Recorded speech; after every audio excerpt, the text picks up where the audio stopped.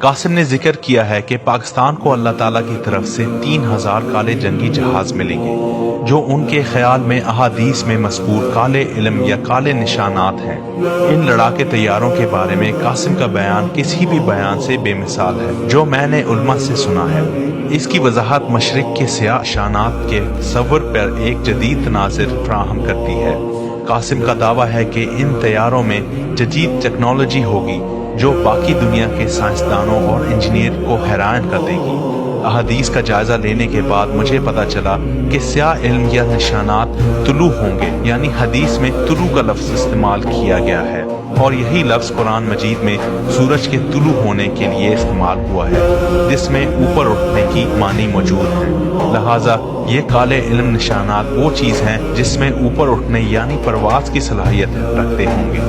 حدیث میں یہ بھی ہے، پھر سیاہ علم نشانات مشرق سے اٹھیں گے اور وہ تمہیں ایسا قتل کریں گے جو اس سے پہلے کسی نے نہ کیا ہوگا، یعنی ایسا طریقہ جو پہلے کبھی نہیں ہوا ہوگا۔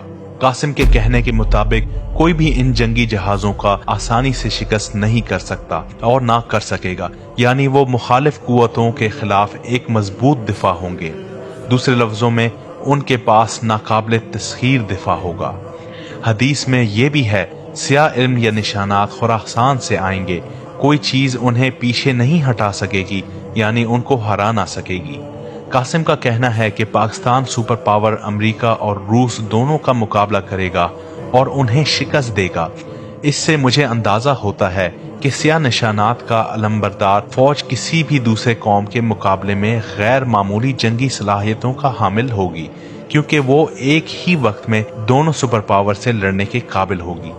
اور حدیث میں بتایا گیا ہے کہ ملحمہ جنگ عظیم میں ایک جھنڈا حق کا ہوگا اور جو دوسری طرف 80 جھنڈوں کی جھوٹ یعنی باطل کے خلاف لڑے گا۔ اور قاسم یہاں تک کہتے ہیں کہ ہم پر یہ جنگ مسلط کی جائے گی اور ہمیں اپنا دفاع کرنا پڑے گا، اور ہمارے دشمن کو خود موت کا شوق ہوگا تو ہم کیا کریں۔ حدیث میں ہے کہ پھر سیاہ علم نشانات مشرق سے اٹھیں گے اور وہ تمہیں ایسا قتل کریں گے جو اس سے پہلے کسی نے نہ کیا ہوگا، یعنی ایسا طریقہ جو پہلے کبھی نہیں ہوا۔ میں چاہتا ہوں کہ آپ اس حدیث پر 1 منٹ کے لیے غور کریں۔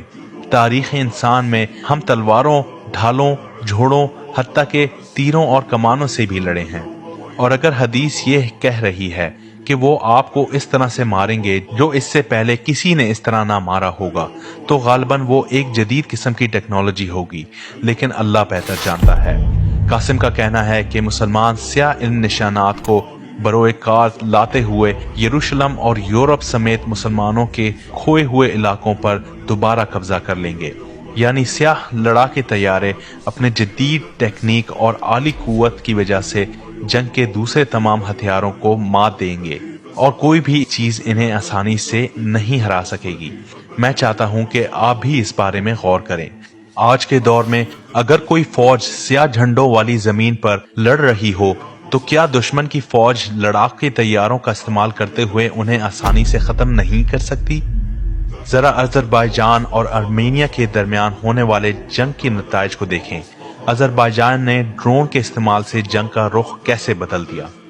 حدیث میں ہے کہ خراسان سے سیاہ علم نشانات جھنڈے اٹھیں گے جن کو یروشلم میں نصب ہونے تک کوئی چیز پیچھے نہیں ہٹا سکے گی۔ تو سیاہ علم نشانات کا خلاصہ یہ، وہ سیاہ علم نشانات طلوع ہوں گے، اشارہ ہے کہ اوپر اٹھیں گے، پرواز کریں گے، وہ غیر معمولی انداز میں حملہ کریں گے۔ اس سے پہلے کسی بھی جنگی ہتھیار سے مختلف ان کے اندر ایک غیر معمولی جنگی صلاحیت ہوگی، ان کا ایک ناقابل تسخیر دفاع ہوگا، انہیں کوئی بھی چیز آسانی سے پیچھے نہیں ہٹا سکے گی، جو یقینی طور پر گھوڑے نہیں ہو سکتے، اور وہ یروشلم پہنچ جائیں گے، اور جو بھی ان کے راستے میں آئے گا